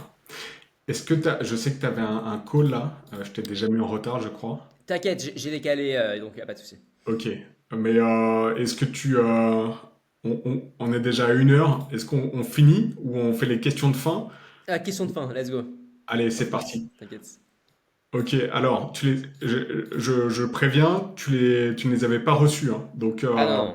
c'est, voilà, toute transparence. Le business le plus what the fuck que tu as découvert récemment. Et tu t'es dit, que ce soit un business complètement stupide ou alors un business, tu t'es dit, mais oui, bien sûr, quoi. Un truc incroyable. Tu t'es dit, putain, c'est fou. Alors, est-ce que tu me laisses quelques secondes? Moi, Bien sûr. j'ai un registre où je mets tous les liens de tous les business que je trouve. Il y en a un là que j'ai découvert. Alors en fait, je pourrais t'en partager beaucoup, mais du coup là, il y en a un que j'ai découvert qui s'appelle Spokeo. J'ai partagé sur le groupe d'ailleurs. Spokeo qui existe depuis 2006. De base, c'était un agrégateur de réseaux sociaux, du coup justement. En 2010, ils ont pivoté et ils sont devenus une sorte de search pour individus. Donc pour retrouver non pas les individus, mais plutôt le CV officieux des individus. Et le truc cartonne. Personne en entend parler. Ils ont levé zéro fonds. C'est que l'acquisition organique. Et ils font 6 millions de chiffre d'affaires par mois. Donc ils ont dépassé, ils sont à je crois, 70 millions du coup plus de 70 millions par an. Alors ça date d'il y a plus de 15 ans, hein, donc bon, bravo à eux, mais c'est pas non plus un overnight success. Mais j'ai trouvé la chose plutôt pas dégueulasse et en plus sur un secteur que je ne connaissais pas. Et je me rends compte que beaucoup de personnes en fait, sont prêtes à payer pour soit avoir plus d'infos sur les personnes qui les intéressent personnellement, soit pouvoir retrouver des amis, soit carrément pour les boîtes qui veulent savoir plus sur les personnes qui recrutent, ou aussi par les boîtes qui veulent savoir plus sur les futurs, enfin sur leurs prospects, quoi, pour pouvoir avoir des campagnes de marketing ultra ciblées, ultra nichées. Alors honnêtement, sur le site, j'ai pas vu leur business model. À mon avis, tu dois payer à la recherche. Même si je vois que les premières recherches sont quand même gratuites. Mais voilà, très impressionné par ce qu'ils ont fait, par le fait qu'ils n'ont rien lâché alors que pendant 4 ans ils ont galéré. Lorsqu'ils ont pivoté, ça a marché, mais bon, c'est quand même 4 ans pour pivoter, c'est quand même fou. Je sais pas si moi j'aurais tenu, je pense pas. Euh, donc assez dingue, et surtout c'est un business qui est pas forcément sexy. Enfin, je veux dire, ils s'affichent pas, moi les fondateurs je les connaissais pas, ils parlent pas beaucoup. Et de plus en plus, je trouve que c'est séduisant. Moi, je viens du business en ligne et donc je viens du monde où tout le monde se lance des fleurs. Regardez, j'ai fait 100 000 € par mois, je suis trop fort, blabla. Et donc, trouver des business comme ça qui brassent mais 1000 fois plus que ces gaillards et qui en plus sont pas très connus, je trouve ça séduisant. Ouais, carrément. Alors, c'est pas le business modèle révolutionnaire. Donc, Spokeo, je t'enverrai le lien juste après si tu veux. Et donc, très, très sympa. Je peux essayer de te trouver un autre si tu veux, à part si tu voulais qu'on enchaîne direct. Ouais, ou alors tu le mettras en description si tu veux. Ok. Ouais, non, vas-y, présente, Je sais présente. pas, justement, je cherche des choses. Ah, attends, je crois qu'il y avait. Voilà, moi, il y a un business what the fuck aussi que je commence à bien aimer. Enfin, pas vraiment what the fuck, mais auquel on pense pas forcément, c'est le cibler les, euh, cibler les enfants avec tous les business models autour des revues.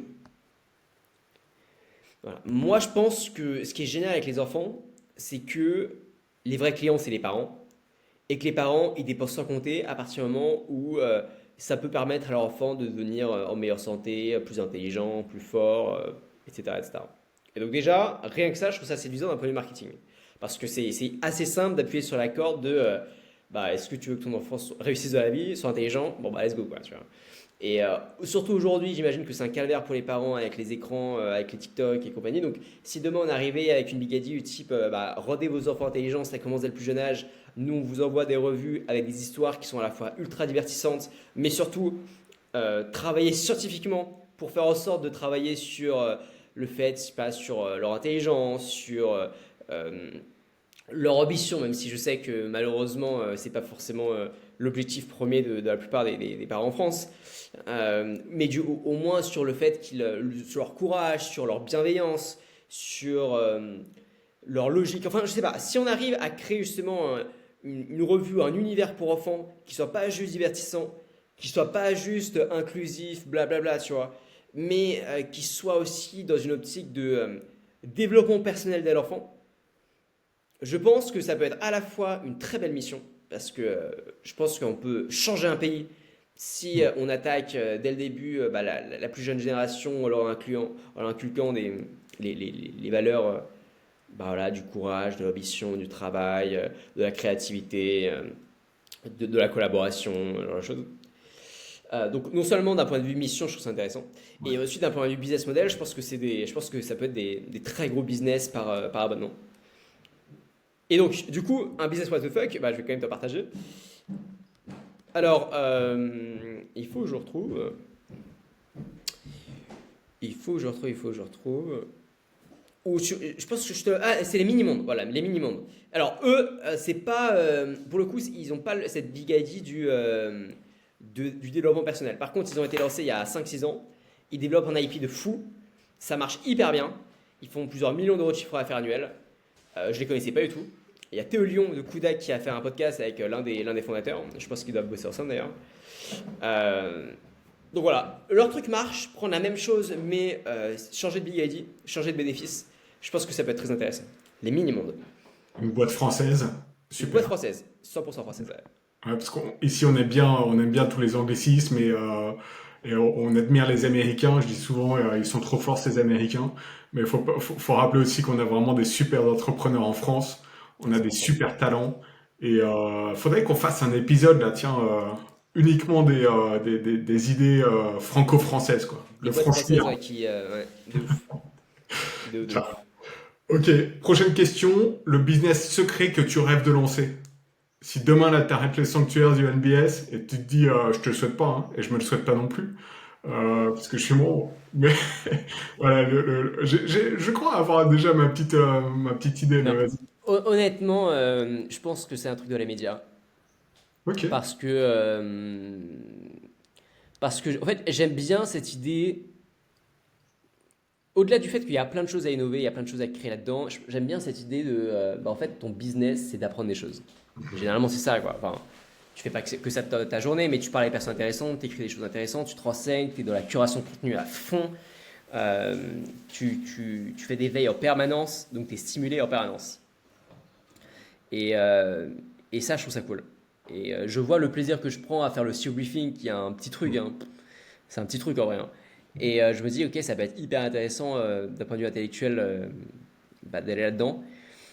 Euh, Moi, j'écoute beaucoup ton podcast, Media Moula, Ah, et je merci. me rends compte à quel point je connais pas grand-chose en fait à l'univers des médias. Et tu as quand Mhm. même des invités de pointe qui partagent des réflexions techniques et même des termes techniques que je ne connaissais pas. Donc j'ai beaucoup de lacunes là-dedans. Mais voilà, je trouve ça quand même hyper intéressant de voir ce qui se passe dans cet univers. Je pense qu'il y a énormément de choses à faire.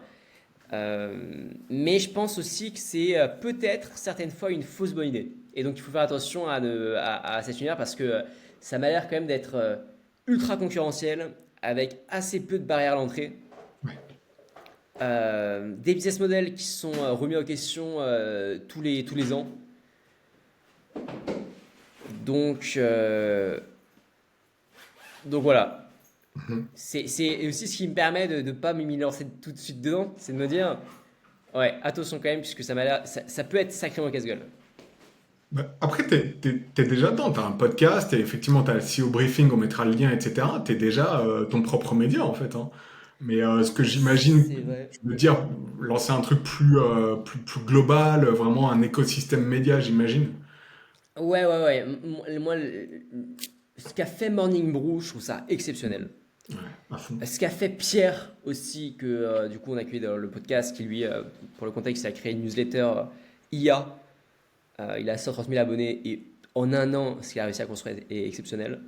Et je pense qu'à partir du moment où tu as un modèle viable, tu peux vachement vite commencer à déléguer, à trouver des rédacteurs et à être dans de l'acquisition. Au bout d'un moment, c'est que des maths, quoi. Ok, bon, bah, au bout de combien de temps je suis rentable? Bon, bah, let's go, je vais essayer d'acquérir des nouvelles bases mail.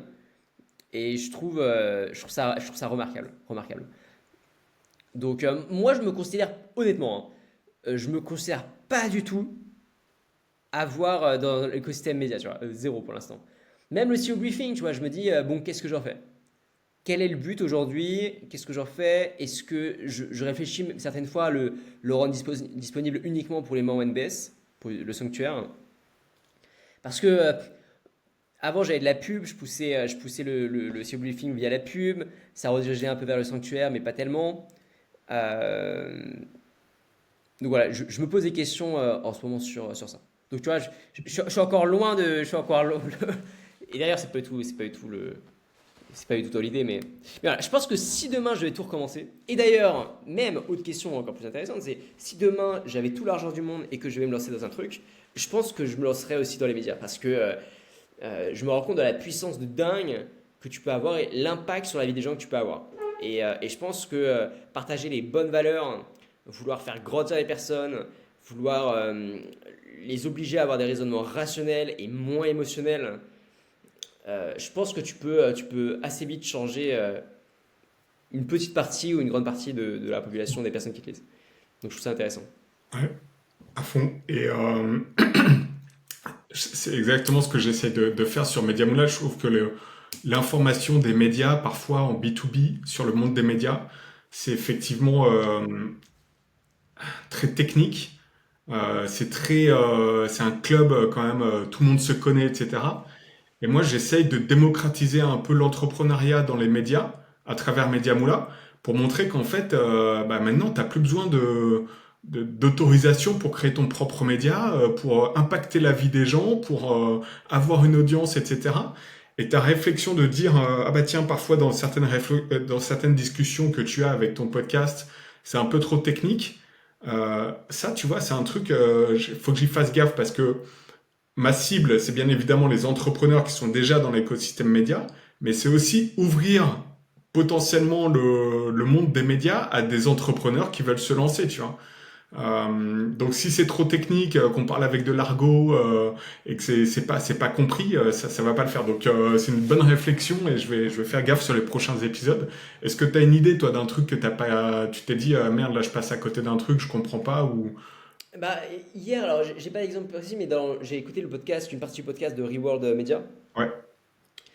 Et notamment lorsque vous parliez des business models, euh, alors c'est peut-être des termes que tu as sans doute expliqué dans les autres épisodes, mais il y a certains termes lorsque tu parlais de la monétisation que je ne comprenais pas.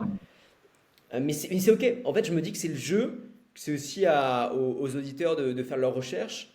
Peut-être que toi, ce que tu peux faire, c'est lorsque tu vois des termes arriver. Je sais que Yomi Denzel, par exemple, il est dans l'extrême à ce niveau-là. C'est too much, c'est-à-dire que il demande d'expliquer ce que c'est, par exemple, le MRR, le Hmm. ARR, enfin, il vulgarise vraiment tout. Mais lui, il veut vraiment viser extrêmement large parce qu'il attire des personnes qui sont là pour acheter des Lamborghini à leur père. Enfin, je vulgarise, mais il attire voilà, les personnes qui sont attirées par ce genre de choses de base. Toi, tu vises déjà un plus technique et qui peut-être est plus autonome aussi. Mhm. Donc ouais, peut-être juste faire un point sur certains termes techniques lorsqu'ils sont utilisés. Mais moi, ça me dérange pas parce que en fait, enfin, ça me permet de voir à quel point bah, j'ai des choses à apprendre et que je trouve ça cool de buter, de me dire ah, mince, bah, ce mot je connais pas. Bon, il faut que je fasse ma recherche. C'est pas de mon côté. Alors c'est très personnel. C'est pas quelque chose qui me bloque et qui va m'empêcher d'écouter de nouveau tes podcasts. Ouais. Ah bah bon état d'esprit. Donc je reviens sur ma réflexion. Si vous n'avez pas la patience d'aller chercher un peu, Non bah, mais c'est pour vous. après c'est très. Mais je pense que ça peut être pas mal. Peut-être même d'ailleurs en bio tes descriptions. Pourquoi pas dans tes descriptions dire bon bah voilà les termes techniques. Je crois que ça serait pas trop ça. Quelques Ouais, termes techniques qu'on a employés. Il y a ci, ça. ouais, le jargon, ouais. Ouais, ouais, Jargon. carrément. Ouais. Super. L'outil ou le service que tu rêverais d'avoir en tant qu'entrepreneur et qui n'existe pas.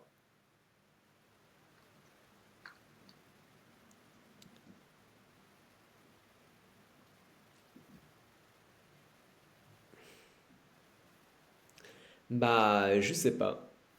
Je sais pas. Moi, j'aime beaucoup la data, mais je sais qu'il y a énormément de choses qui existent là-dedans, mais qui Hmm. sont très chères, donc je ne s'achète pas. Euh, Un truc, je peux te partager quelque chose, d'ailleurs, ça a été une idée de business. D'ailleurs, je partage à nouveau cette idée, puisque personne. Moi, j'ai essayé de me lancer là-dedans, mais je ne ferais pas de tech, donc échec. À un moment, moi, j'ai eu une longue traversée du désert où je me suis un peu perdu, mais perdu au sens où je ne savais pas quoi faire. Voilà. Et en fait, j'avais pas besoin de prendre des calls avec des coachs. Euh, J'avais pas besoin de payer, enfin, j'avais pas besoin de formation et tout. J'avais besoin d'une réponse très spécifique à un problème très spécifique. Et certaines fois, j'avais besoin non seulement de cette réponse-là, mais surtout j'avais besoin qu'une certaine personne me réponde à cette question-là. Parce que une personne que je suis, que je sais que sa manière de réfléchir aurait pu justement me permettre d'obtenir cette réponse. Et je voulais pas le déranger. Je voulais pas le déranger, je voulais pas lui demander un call, je voulais pas lui demander ce genre de choses. Et donc je pense qu'un truc que j'aurais bien aimé, c'est euh, une sorte de chat payant. Le principe est extrêmement simple.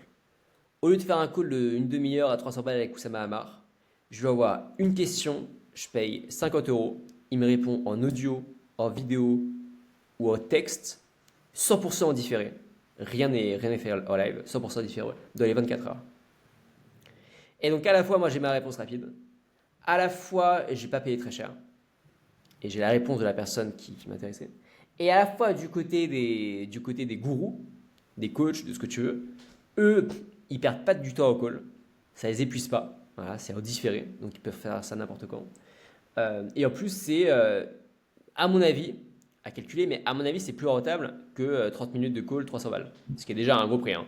Mais 50 balles pour répondre à un audio, je pense que tu peux répondre en 3 minutes. Le temps de comprendre, peut-être 5 minutes, tu vois. Mais voilà. Donc je Ouais, pense et puis- de tous les... Ouais. Vas-y, vas-y, je t'en prie. Donc je pense de tous les côtés, eh bien, ça peut être hyper intéressant. Ouais, et puis le mec, il peut répondre aussi un peu dans des moments où, tu vois, il n'a pas une demi-heure à dédier à une Ouais, quand il personne, marche, tu vois. il a 10 Ouais. minutes, Mm. il a sa liste de questions qui apparaît tous les jours via une application. Ouais, c'est Ouais, super, exact. super smart. Ça, c'est vrai Et que puis, ça m'aurait beaucoup aidé aussi à certaines périodes d'avoir une réponse sur un sujet précis d'une personne précise, carrément. ouais. Et puis, ouais, ça te permet de. Bah, je sais plus ce que j'allais dire. Euh, Ça te permet aussi d'avoir accès à des personnes qui pourraient jamais te dédier une heure, une demi-heure de leur temps, c'est impossible. Par contre, voilà, je sais pas, moi je pars marcher. Enfin, je pense que n'importe qui, enfin, on part marcher, on est dans les transports, on voit ça, bon, bah, on peut répondre, c'est rapide. Ça peut changer la vie des personnes à qui tu réponds. Toi, ça change rien de ta vie parce que tu peux le faire Mhm. n'importe où. Tu le fais en différé. Finalement, je sais pas s'il y a une opportunité sur ce business-là. Euh, il me semblait que si, mais bon, à vous de voir si vous voulez lancer donc pour les personnes qui. Je pense qu'il y a un Ouais. truc à faire. Je pense qu'il y a un Ok, truc à faire. Une sorte de. Ça s'est vachement démocratisé, les Calendly à la Oussama Hamar, on paye, blablabla. Façon en différé et par audio, vidéo ou texte, ça peut être pas mal. carrément. T'es très fort, hein. Même dans les questions de fin, t'arrives à nous glisser des idées de business. Ton entrepreneur préféré? Et alors là, interdiction formelle de citer la liste Z, B, G, M, J, c'est-à-dire Zuck, Bezos, Gates, Musk ou Jobs. Je vois. Bah écoute, ça tombe bien. Alors, je suis pas un fanat. Généralement, mes gourous évoluent au fur et à mesure du temps. Mais les personnes, moi, qui me plaisent beaucoup, c'est Pavel Durov, le créateur de Telegram. À fond. Je trouve très inspirant déjà parce qu'il a un business à mission et pas un business enfin, du moins c'est ce qui laisse paraître. Et il est passionné par sa mission, créer la meilleure des messageries, pouvoir connecter les humains.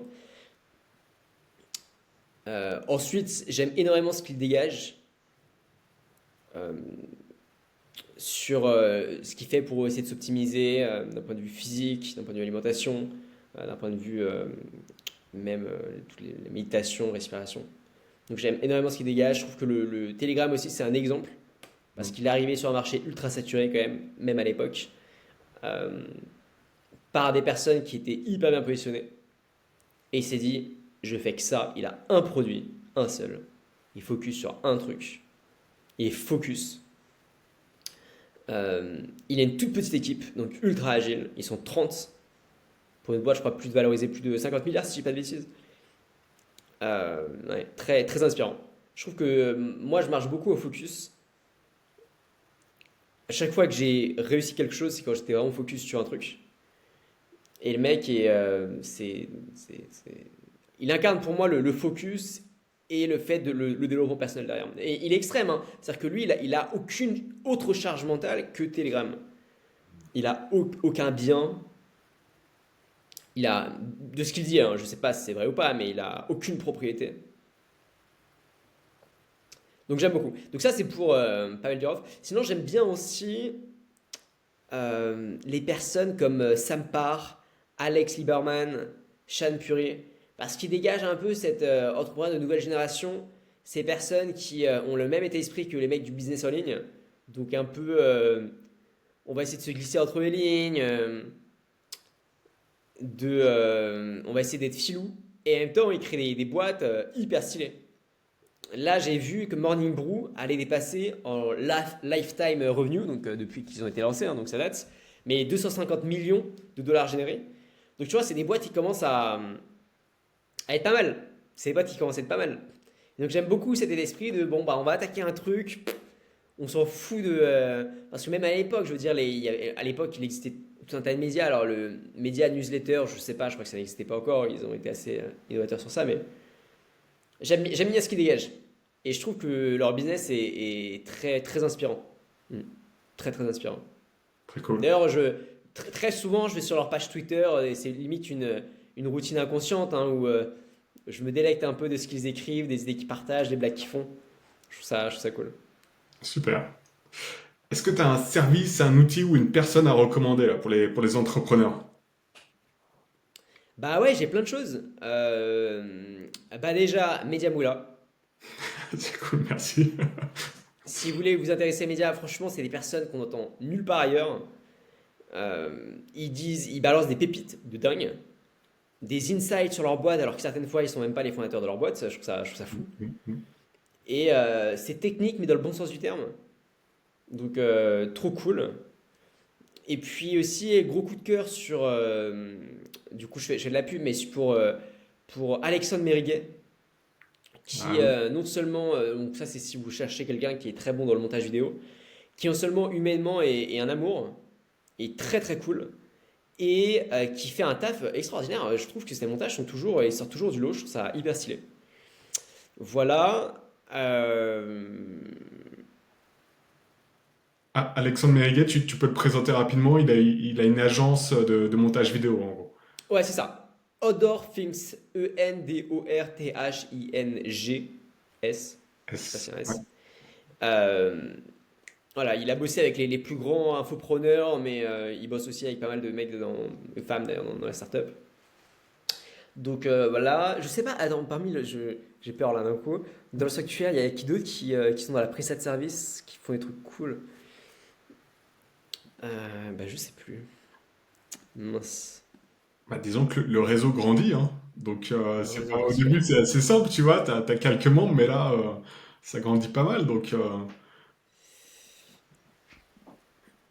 Ouais, bah, il y a aussi Rachid, mais bon, Rachid, pour le coup, c'est beaucoup plus niché. Lui, c'est dans le direct response marketing. Il est très bon pour tout ce qui est les ads, la création de créatives et le copywriting surtout. Et sinon, si je devais élargir un peu le spectre,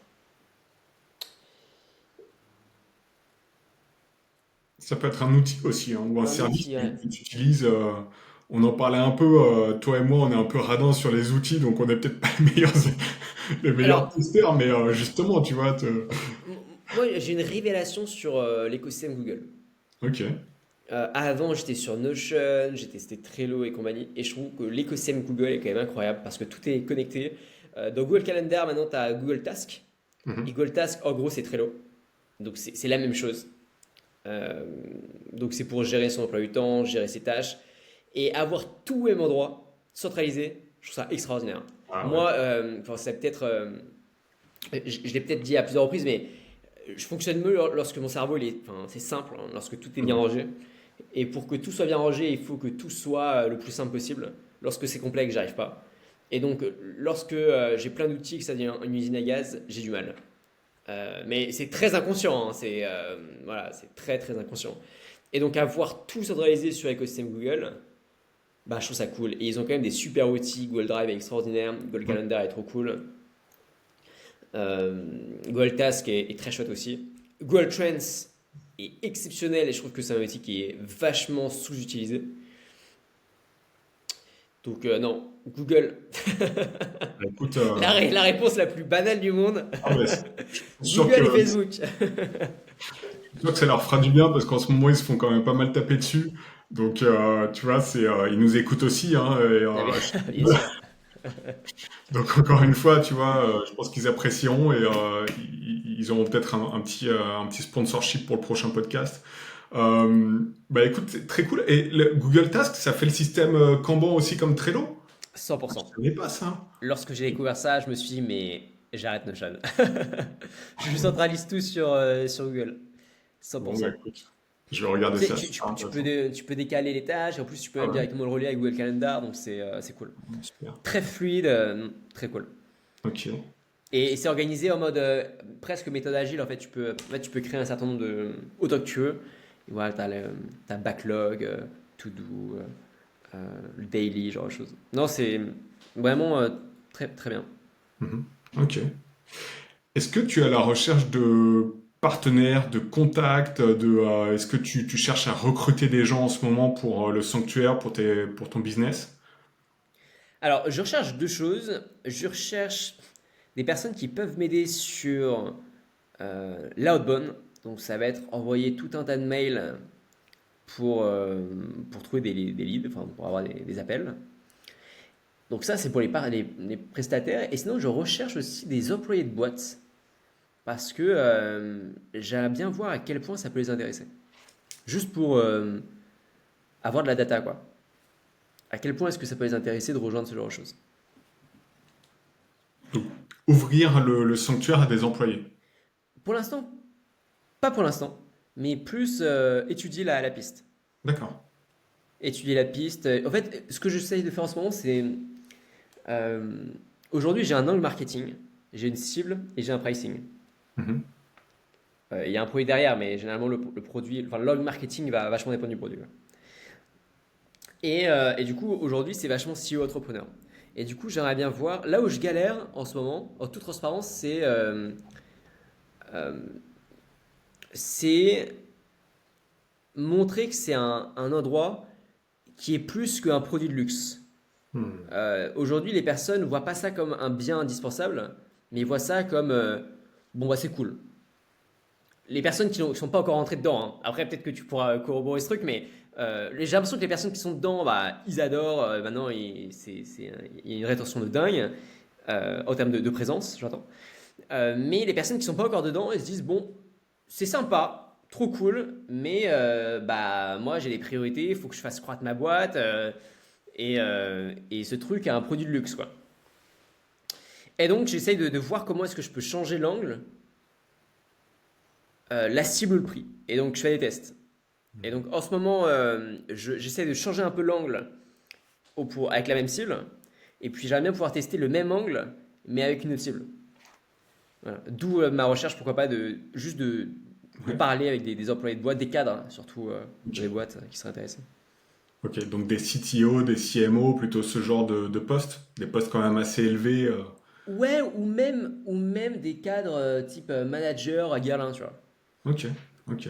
Manager, responsable innovation, responsable marketing, mais dans des pôles, quoi, dans des grosses Mhm. boîtes. Top. Je pense que ces personnes ont énormément besoin de parler et Mhm. d'obtenir de l'aide. Et en fait, non pas que ce soit plus que les CEO et les entrepreneurs, mais les problèmes sont radicalement différents. Et ça va être des problèmes énormément humains, énormément d'ego, énormément de leadership. Euh, Là où les CEO entrepreneurs, ça va être plus des problèmes décisionnels, j'ai l'impression. Parce que c'est eux qui prennent les décisions in fine à la fin de la journée. Et donc je pense que... enfin, il suffit d'aller prendre un verre avec des personnes qui bossent dans des grosses boîtes. Et je te rends compte que c'est en permanence des ragots, des trucs qui vont pas, bah, telle personne qui fait ça pour privilégier son poste, blablabla. Et je pense que il y en a qui en ont marre et je pense qu'il y en a qui voudraient peut-être bah, être dans une optique de développement personnel, mais au sein de leur boîte. C'est pas des personnes qui veulent entreprendre, c'est des personnes qui veulent se développer au sein de leur activité et qui veulent obtenir du conseil de personnes qui vont pas euh, leur filer une réponse stratégique. Type ah putain, si je réponds ça, peut-être que moi je vais pas avoir mon poste derrière. Tu vois. C'est une hypothèse. Donc c'est pour ça que j'aimerais bien parler avec ce genre de personnes. Bon. Écoute, l'information est partagée. Pour finir, est-ce que tu veux bien, parce qu'on l'a évoqué à plusieurs reprises, mais nous expliquer là ce que c'est NBS, ce que c'est le sanctuaire, voilà, pour conclure ce podcast. Bah, trop cool que tu me laisses en parler. Le sanctuaire, qu'est-ce que c'est aujourd'hui?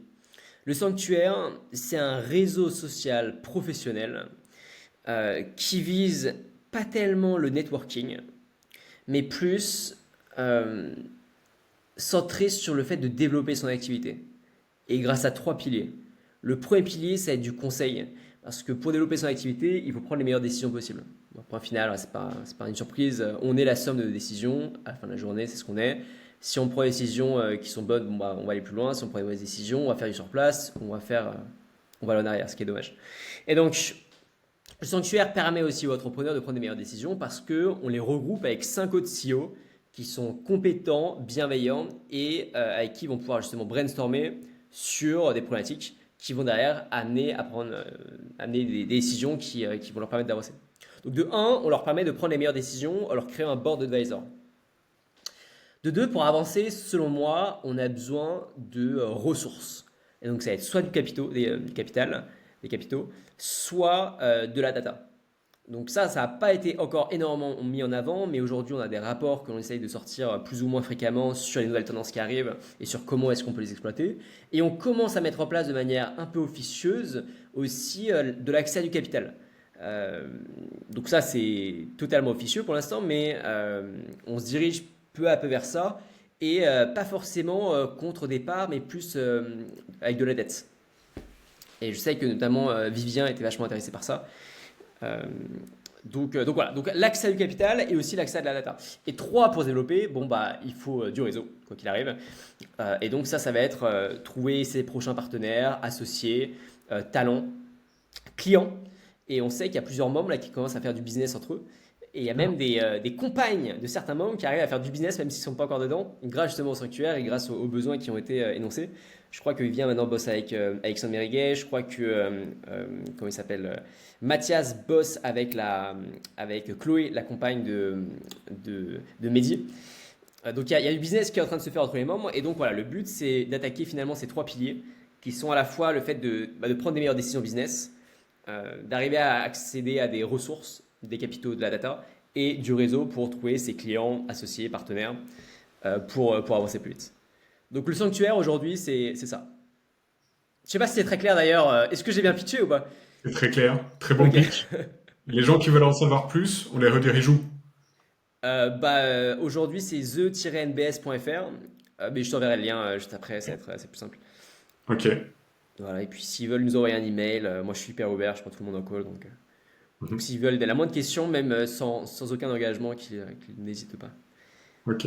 Trop cool. Et puis on mettra le lien vers ton podcast aussi. Peut-être, t'es sur Twitter et LinkedIn également? Ouais, Ok. ouais. Ouais, écoute, on mettra tout ça.